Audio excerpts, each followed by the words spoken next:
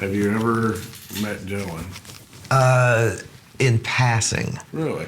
So I toured some with his kid. We had done a tour in the early 90s, late 90s, excuse me. Jacob Dylan? With Jacob and the Wallflowers and John Mellencamp. We did a big, right around 9/11, we were on the road together a lot. So there was a connection there. I had cut a version of Times They're Not Changing. Or, sorry, that's what I'm talking about. Times They Are A-Changing. And so there was a connection through that. And then went to a show, Holly Williams and I went to see him in Mississippi one night. And just in passing, said hello. And it was really interesting because it was sort of right after my first record had come out. And he said, I like that song about the $55 hair, which I thought was the coolest fucking thing. And then it was like, he moved on. And I was like, I don't know where he heard it. That was literally the entire conversation. So that was have I met him? I don't know if that's a yes or a no. But that's my interaction with him. So yeah.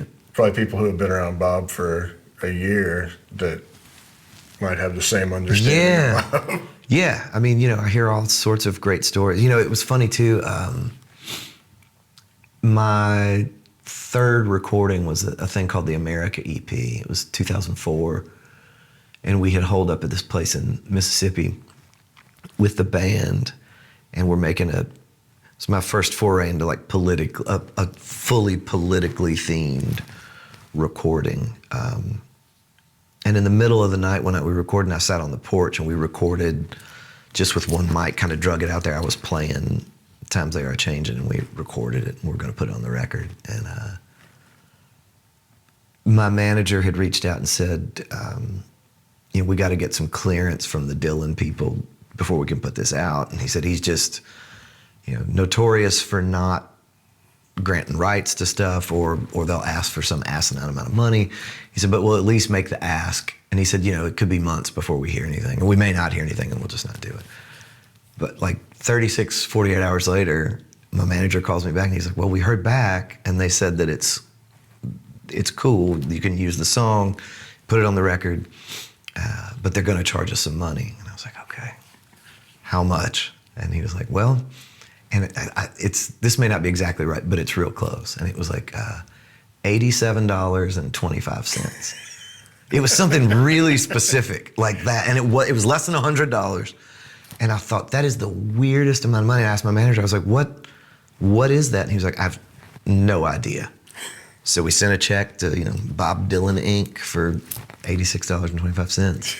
But I laughed, like, in my mind, I hope that like he was looking at an LL Bean catalog or something, and his manager calls him, he's like, hello? And he's like, who? What? Okay, yeah, how much? Like he saw a turtleneck that he liked, and he was like, it's $86.25. $86.25. And so, I don't know, maybe I bought Bob Dylan a sweater, I'm not sure. But I like that idea, yeah. Yeah, the first time I saw, grew up, obviously knew the records and all of that, and it was right in that period where I had quit bands, or bands had quit me, and I was like, all right, I'm gonna start. I think I just need to start as a solo artist. And my friend and I went and saw, there was a Dylan tour coming through at Municipal Auditorium. Brian Setzer was the opening act. And, I'd heard nightmare stories about Dylan at that point. He just mumbles through shows and he didn't do anything. But like you, I was like, well, I've got to see the guy. Like, I've never even seen him play, and these records obviously were massively influential on me. And the show was just incredible, top to bottom. I mean, like, he sang great. He talked a little in between songs and was like, it was charming and laughed. And I just remember thinking, and my friend Dylan Altman was who was with me, and about 3/4 of the way through, that was the moment of like, okay, that's what I need to do. Like, it's just Bob Dylan, and it's a different band a lot of the times, but like he just puts together something that fits the mood he's in, and it was truly like, okay, no more bands or Will Hoge and the blank. It was just like, I'm just doing this way. And so yeah, that was a big realization for Yeah. me. The show that when I met Amy, it was freaking great. Yeah. It really wasn't. It was the kind of thing that I really thought I'd never really get Yeah. from Bob. I don't know what mood he was in. Same. But everything sounded similar to recordings. Yep. He sang great, which I think he does anyway. But he, I don't know, man. He played like the set list was hits. Yeah. Which I don't need, because I go deep. But it was Sure. kind of like, wow, he's playing these songs I didn't think he would play. Municipal was a great mix of all of that too. And then I remember he did Not Fade Away, the Buddy Holly tune, towards the end, and kind of did like almost a Chuck Berry-ish like duck walk, like at one point. And I was just like, it was so joyous. I mean, that was the thing. It felt like it was, I mean, even I think there should I miss the joy of rock and roll. I mean, there still has to be that, even in the sad songs, like, and that night, he was playing things that would rip your heart out too, but there was still joy in the overall experience. So it made me scared to ever. I've only seen him once since then, and it was a good show. That was back to when he was playing keys, and it was good. It wasn't as magical as that first time, which, like you're saying, it makes me afraid, because I was like, man, that was, I've seen this at what I feel like is a pretty magical level. I don't know if I'm scared to go back again. When we were talking about Dan Baird and that going for something, Yeah. and it's all right to miss it and fail, but you're going for it. Bob is doing that in a different way than I would think Dan might have thought of it. Bob would be like that in the same way that Dead, where he wants to reinterpret his songs. And if you're playing these songs for 50 years, to make it something that he feels like it should be, to reach new heights. I get where you need to reinterpret the songs. Sometimes that loses me. I'm trying to totally embrace that as much as I can in life, because there's so much good from that, but there's always something that I feel a loyalty to the audience to, if there is that melody they love, to sing the melody. Yeah, and I think that it's interesting, like especially for Bob, when you go back to where it started. Like, kids and I were watching something on PBS the other night, the family and I, and it was one of those like, the history of folk music, or like they had Peter, Paul, and Mary, and all these different people on there performing songs, kind of a current day, and it was really cheesy. I mean, it just was, and like you're watching, and it's cool for them. I'm always glad to see people out doing their thing, but I could see where if I were Bob, I wouldn't want to just stand there as an old man and try to show you this thing I wrote when I was 20 in the same way. Like I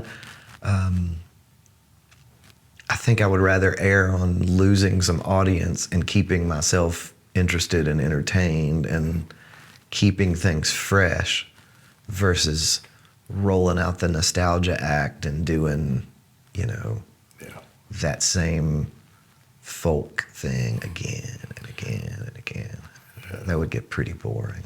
I love how he's used his voice as an instrument, and it has changed as his age has changed. Yeah. And I think each period, I really dig each particular.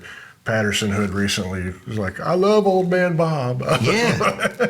Which I love that. When he said that, I knew exactly, and I felt what he was saying. Yeah. It's like, yes, I love hearing how his voice has changed with his age. It's still that instrument with the power. Yeah, and I argue all the time. People will say he can't sing, and I just wholeheartedly disagree.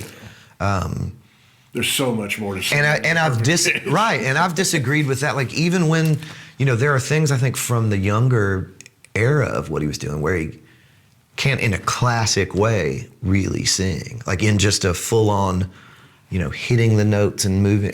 He's great at that, but I think what he's doing, I just listened to the Rough and Rowdy Ways thing again a week or so ago, and like, I think what he's doing with his instrument is every bit as cool as what anybody else is doing. And it's fun, my kids, we just watched that biopic a couple months back when it came out, and my kids were never we don't sit around and listen to Bob Dylan. They weren't particularly into it. But, that movie, and, I'm not going to argue whether it was factually, all I know is that there are 2 teenage boys in Nashville today that are listening to Bob Dylan that weren't listening to it before. So it's cool, and to watch them go like, oh, and then they'll hear these songs and discover like, well, here's another artist doing this song. Oh, that's cool, it's pretty special.